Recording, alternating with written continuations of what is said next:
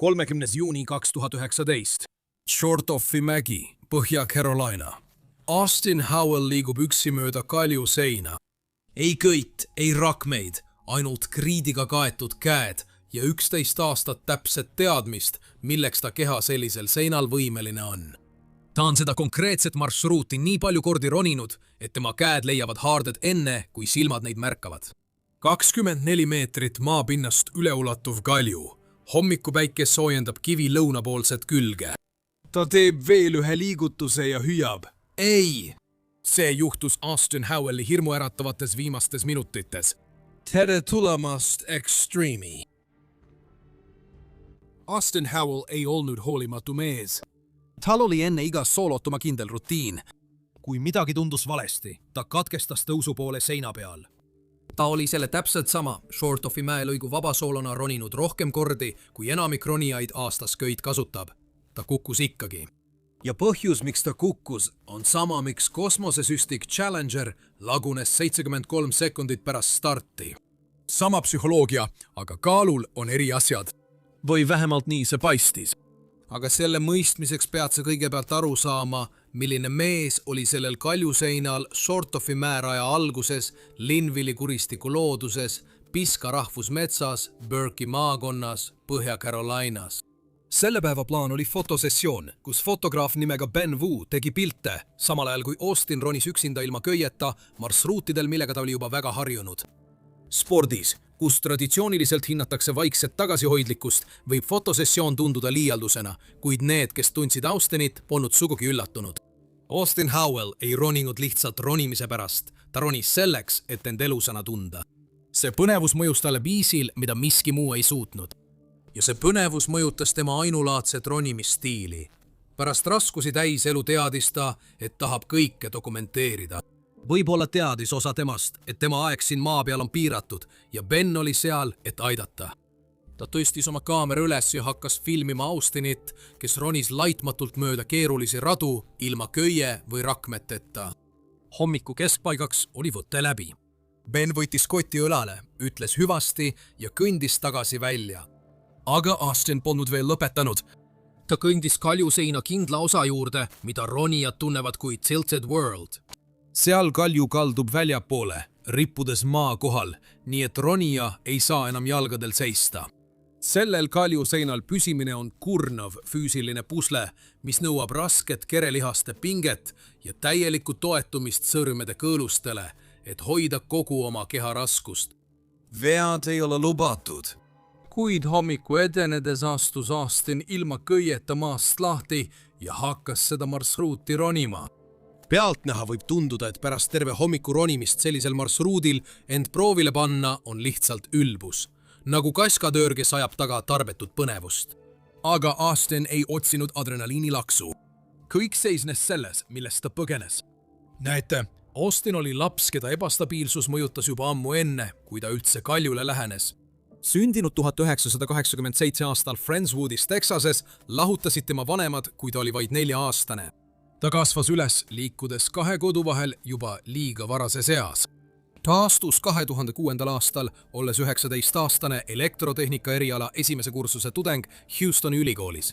Siseronimissaali ning midagi ronimisseinas köitis teda nii, nagu vähesed asjad noormeest köidavad ja enam lahti ei lase. Aga 2 aastat hiljem, 2008. aastaks, oli see kõik peaaegu läbi.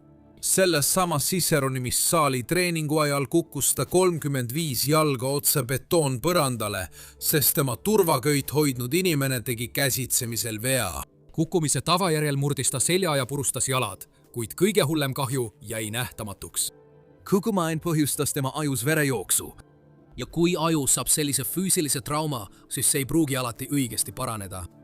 Austin oli juba teismelisest peale vaikselt depressiooniga võidelnud. Kui tema purunenud luud aeglaselt paranesid, siis see peavigastus võimendas tema varjatud raskusi ja muutis need tõsiseks lämmatavaks seisundiks, millest ta ei suutnud vabaneda. Tema enda mõistus muutus vaenulikuks paigaks. Ta hakkas kannatama paanikahoogude ja õudusunenägude all juba lihtsalt paigal istudes.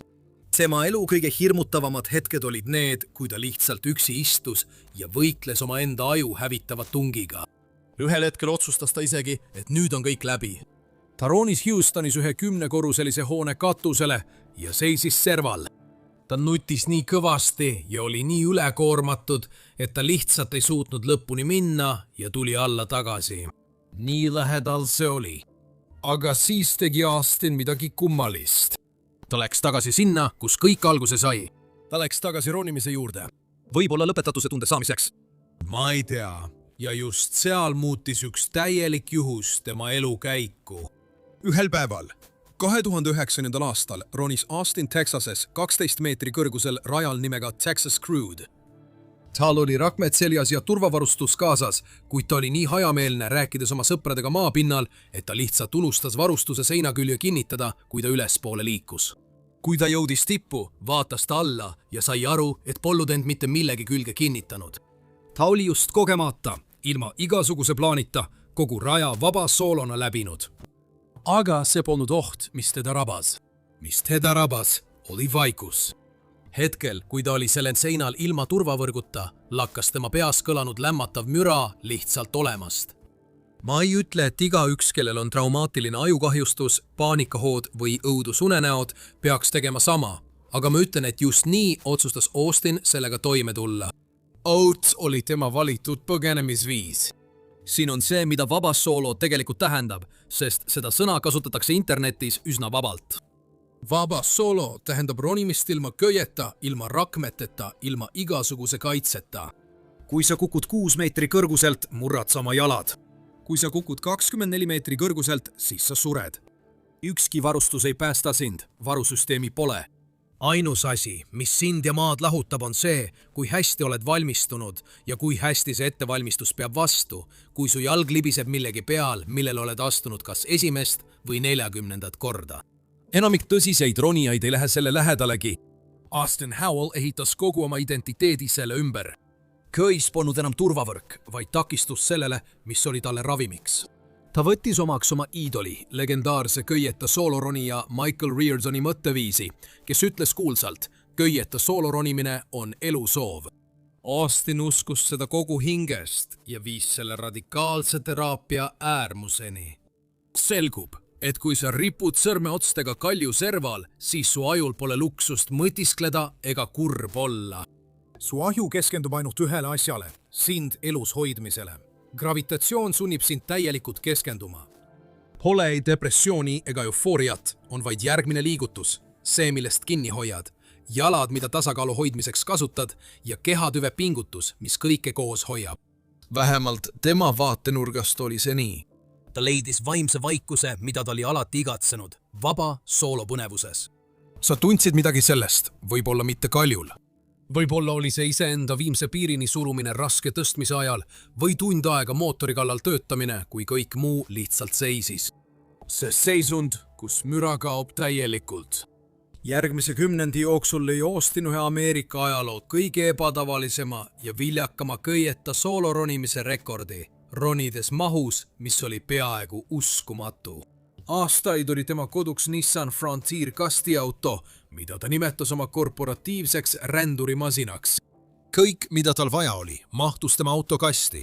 Tal oli magamiskott, köietöövarustus, magneesiumikott, ronimissussid ja pudel kallist viskit, mida ta lubas endale avada ainult siis, kui oli teinud midagi, mida ta polnud kunagi varem teinud. Sest iga uus eneseületus, iga põnevam ja ohtlikum katse tähendas tema jaoks rahulikumat meelt. Vähem müra peas.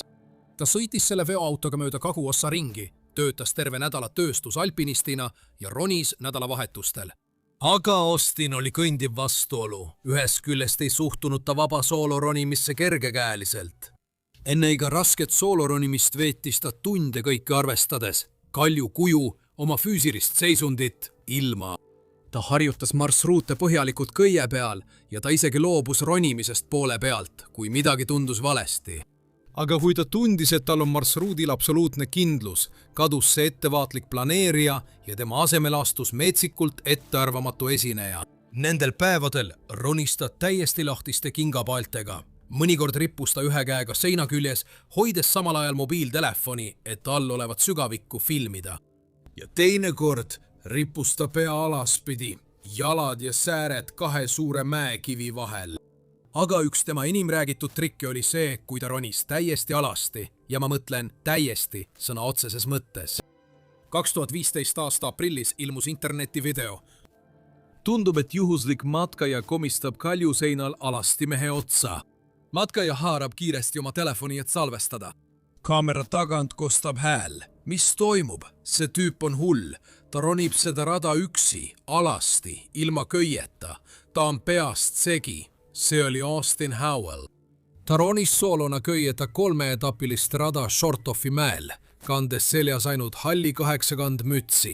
Ta nimetas seda tõeliselt loomulikuks esmaroonimiseks, sõna otseses mõttes. Epic TV kajastas seda.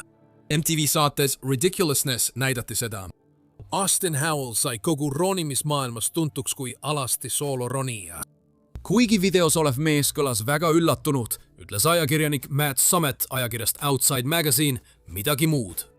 Kui Austin märkis Lohan Lucenit kaadrite autorina tiitrites, tegi ta Mattile lihtsaks ta üles leida ja selle kohta küsida. Ja see on see, mida ta ütles, et Austin talle rääkis.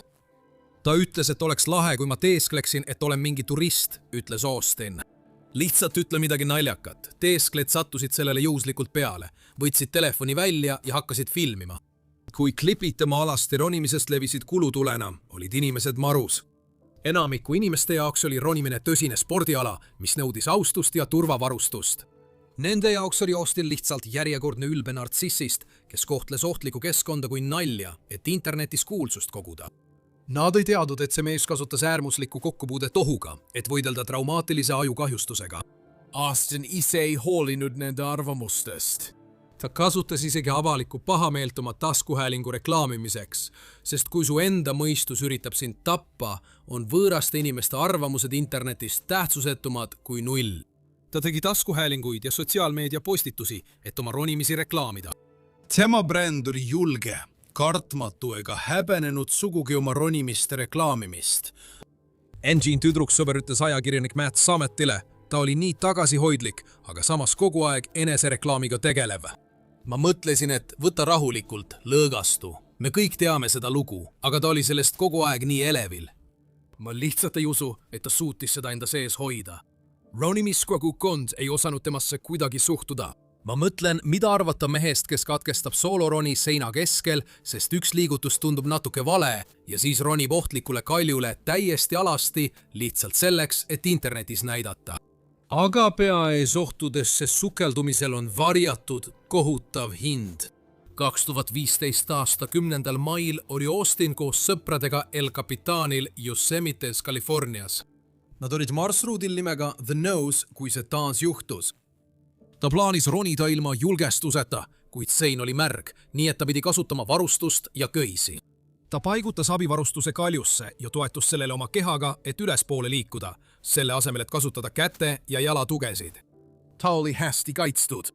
Ta jätkas ronimist kuni umbes 6 meetri kõrgusel maapinnast, tõmbas tema raskuse all üks abivarustuse tükk end otse kaljuseinast välja. Siis tõenäoliselt veel üks, seejärel lõi ta peaga vastu väljaulatuvat serva. Kukkumine murdis tema kolju ja randme ning purustas 5 kaelalüli. Röntgenpildid ei näidanud, mida löök oli teinud tema sisekõrvale. Ta ärkas intensiivraviosaakkonnas, kuulmine vasakus kõrvas kadunud ja tasakaalutunnetus täielikult hävinud. Iga kord, kui ta silmad sulges, pöörles maailm nagu miski raputaks teda seestpoolt. Ta veetis 2 päeva intensiivravis ja peaaegu nädala pärast seda haiglavoodis lebades. Ta ütles, iga kord, kui ma silmad sulgesin, oli see nagu mind visataks Home Depot värvipurgi raputajasse. Aga nagu Steve McQueen, kes kavandas põgenemist sõjavangilaagrist, võite ilmselt aimata, mida Austin järgmisena tegi. Umbes 10 või 12 nädalat pärast paranemise algust otsustas ta, et tal on ootamisest küllalt. Ta lõikas sõna otseses mõttes ise oma kipsid maha, rebis kaelatoe ära ja kolis oma isa juurde Mississippisse. Seal treenis ta iga päev nagu hull, ehitades end uuesti üles luuhaaval, kõõluse haaval, sellise keskendunud agressiivsusega nagu keegi, kes on millestki oma elu kinnisidee teinud. Ja Austini kinnisidee oli ronimine. Seal oli tema päästerõngas. 2016 aasta aprilliks oli Austin mitte ainult tagasi kaljul, vaid ta ronis ka senisest palju õhulisemates kohtades kui enne, kui tema kolju purustati. Midagi oli muutunud. Sõbrad märkasid seda. Treeningutel oli teistsugune iseloom. Ta hakkas vabasoolut ronima raskusastmetel, mis panid kogenud köiega ronijadki ebamugavust tundma juba pelgalt pealt vaadates. Ta hakkas kõike dokumenteerima, sooloronimisi, protsessi, filosoofiat, Instagramis, oma blogis, taskuhäälingus, mille ta nimetas The Processiks ja mille tunnuslauseks oli elu on olemuslikult ohtlik spordiala. Hiljem samal aastal sooritas ta füüsilise saavutuse, mis trotsis igasugust loogikat. Ühel päeval 2016 aasta novembris sooloronis ta 15 erinevat rada. See tähendab üle miili tehnilist püstloodis kaljut, mis roniti ilma köieta. Seda ülimalt keskendunud tähelepanutaset säilitada, hoides end sõrmeotstega seina küljes ja samal ajal terve päeva jooksul äärmist lihasväsimust taludes on peaaegu üleinimlik. Ta oli ametlikult arstidele vastupidist tõestanud. Ta oli tagasi spordiala absoluutses tipus. Tal oli kõik täielikult kontrolli all. Või vähemalt nii ta arvas. Nüüd, asi on selles. Iga kuu teen ma ühe video ainult Patreoni jaoks. Hoiatust olid olemas. Sa ei näe seda kusagil mujal. Kui see on sinu teema, siis lingid on kirjelduses.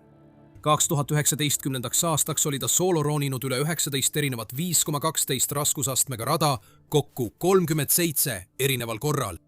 Et seda konteksti panna, siis 5,12 raskusastmega rada on selline ronimistee, kus käepidemed võivad olla vaid 10-sendise mündi suurused. Ascendid võivad su kehas seinast eemale kallutada ning isegi köiega ronija, kellel on partner all ja aastadepikkune tõsine treening selja taga, saab oma esimesel katsel ikka alandlikuks tehtud. Austin ronis selliseid radu nii, et tema ja maa vahel polnud midagi. Inimesi maailmas, kes ronisid üksi sellises mahus ja raskusastmes nagu tema, võis tõenäoliselt ühe käe sõrmedel üles lugeda. Kui inimesed nimetasid teda hulluks, et ta ronis ilma köieta, oli tal sellele otsene vastus. Vabandust, aga ma ei lase sellel endalt võtta neid asju elus, mis mulle rõõmu toovad. See toobki meid tagasi pühapäeva 30. juuni 2019 kell 11:30 juurde. Ma arvan, et selle loogika järgi on mõistetav, et pärast poseerimist Benni kaamera ees ja kui Ben oli lahkunud, tahtis Austin lihtsalt kiiret rõõmuhetke omapäi. Ta oli 24 meetri kõrgusel maapinnast, ilma köieta. See on umbes 3-korruselise maja kõrgus rajal, mida ta tundis nagu oma 5 sõrme. Ta oli seda konkreetset Short-Offi mäelõiku nii palju kordi roninud, et tema käed leidsid tõenäoliselt haarded enne, kui ta silmad neid märkasid. Ta oli tipu lähedal, kuid see konkreetne sein ei lähe lihtsalt otse üles. See kaldub maapinna kohale, sundides ronijat iga sekund omaenda keharaskusega võitlema. Kell oli 11:30 ja hiline juunikuu päike kiirgas otse lõunapoolsele kivile. Kivi kuumenes, muutes haarded libedaks ja surudes tema ronimissusside kummi äärmise füüsilise piirini. Aga just sellised pisiasjad panid Austinile hoo sisse. Need olid need muutujad, mida tema ettevalmistusprotsess oli loodud jälgima. Sel hetkel oli Austin kõige järsemas üleulatuvas osas, mõlemad käed kivil ja keha tihedalt vastu seina. Liikus ta tipu poole, harjutatud tõhususega, nagu mees, kes on seda konkreetset ronimist juba üle 10 aasta teinud. Austin tegi suure liigutuse vasakule, sirutades üle seina käehoidiku poole. Tema käed puudutasid seda. Mõlemad on kaljul kindlalt paigas ja siis libises tema jalg seinalt maha. Vertikaalsel seinal võib see sulle tuua kriimu ja hetke rabelemist. Üleulattuva kalju puhul tõmbab sinu keha raskus sind juba kaljust eemale. Hetkel, kui su jalg kaotab haarde, määrab see tõmme kõik. Gravitatsioon ei anna sulle mingit võimalust vastu hakata, see lihtsalt võidab. Hetkel, kui see juhtus, hüüdis ta ei. Siis ta kukkus 24 meetrit täielikus vaikuses. Nagu oleks ta lõpuks alistunud vaikusele, mida ta oli otsinud. Ta kukkus 3. ja viimast korda. Samal ajal juhtusid läheduses olema 2 ronijat nimega Riley Collins ja Jay Massey. Nad olid tol hommikul tulnud ronima marsruudile nimega Dopey Duck, samale marsruudile, mille Austin oli 4 aastat varem, 2015 aasta videos kuulsaks teinud. Selles videos, mida keegi polnud kunagi päriselt tunnustanud. Nad laskusid müüri teisel poolel asuvast kurust, valmistudes oma ronimist alustama, kui Collins vaatas üles ja nägi Austinit kukkumas. Riley seisis tardunult. Ta töötles seda, mida ta just oli näinud. Tema partner Jay seadis kiiresti kohapeal laskumisvarustuse üles ja laskus nii kiiresti, kui suutis mööda seina alla, sinna, kus Austin rippuva kalju all nõlval lamas. Esimene asi, mida ta tegi, oli keha stabiliseerimine. Seejärel kontrollisid nad pulssi ja alustasid elustamist. Ta jätkas elustamist, kuni Burke'i maakonna häirekeskus sündmuskohale jõudis. Nad saabusid kell 13:18, kuid selleks ajaks oli juba liiga hilja. Austin Andrew Howell kuulutati surnuks umbes kell 1:30 pärastlõunal. Ta oli vaid 31-aastane noor mees, kes seisis silmitsi vältimatuga. Kuidas saab nii kogenud mees surra nii tuttaval marsruudil? Lihtne vastus on halb õnn. Üks jala libisemine ja üks hetk ebatäiusliku kontakti haardega, mida ta oli 10 kordi kasutanud. See võib juhtuda igaühega, aga sügavam vastus nõuab, et vaataksid, kuidas Austin hindas oma enda elu. Tal oli kallis pudel viskit oma pikapis. Sellel pudelil oli üks kindel eesmärk. Austin oli endale reegli seadnud, et ta võtab sellest pudelist lonksu ainult siis, kui ta on teinud midagi olulisemat kui kõik, mida ta varem on teinud. Alguses võttis ta lonksu suhteliselt tihti. Uus marsruut, raskem raskusaste, pikem päev kaljul, rohkem ronimisi ühel päeval. Aga aastate möödudes, kui kogemused kasvasid ja standardid aina tõusid, muutusid need lonksud harvemaks.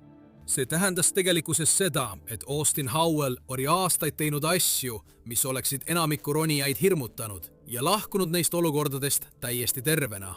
Kui teete piisavalt palju kordi, juhtub midagi peent. See pole hoorimatus ega arrogantsus, vaid midagi vaiksemat ja palju ohtlikumat kui kumbki neist, sest see hiilib ligi märkamatult. Selle jaoks on olemas psühholoogiline nähtus. Sa ilmselt mäletad seda 1986 aasta hommikut, kui kosmosesüstik Challenger lagunes 73 sekundit pärast starti ja kõik 7 pardal olnud inimest hukkusid. Sotsioloog nimega Diane Vaughn kulutas 10 aastat uurimistööd, et välja selgitada, mis juhtus. Ta nimetas seda hälbimise normaliseerumiseks. Ta vastas, et insenerid olid märganud väikeseid, kuid hallatavaid hoiatusmärke orõngaste juures eelmistel lendudel ning iga kord lendas süstik ikkagi ja tuli turvaliselt tagasi. Ja iga kord, kui süstik turvaliselt tagasi tuli, tundus orõnga probleem natuke vähem probleemina. Mitte sellepärast, et midagi oleks muutunud, vaid sellepärast, et midagi ei läinud valesti. Kui seda piisavalt palju kordi teha, siis hoiatus ei tundu enam hoiatusena. Nende mõtted liigitasid selle hoiatuse tavaliseks taustamüraks. Austinil oli 11 aastat taustamüra, 11 aastat seinte juurest lahkumist, mis oleksid nõrgemad ronijad tapnud. Sein ei muutunud turvalisemaks. Ta lihtsalt harjus sellega ära.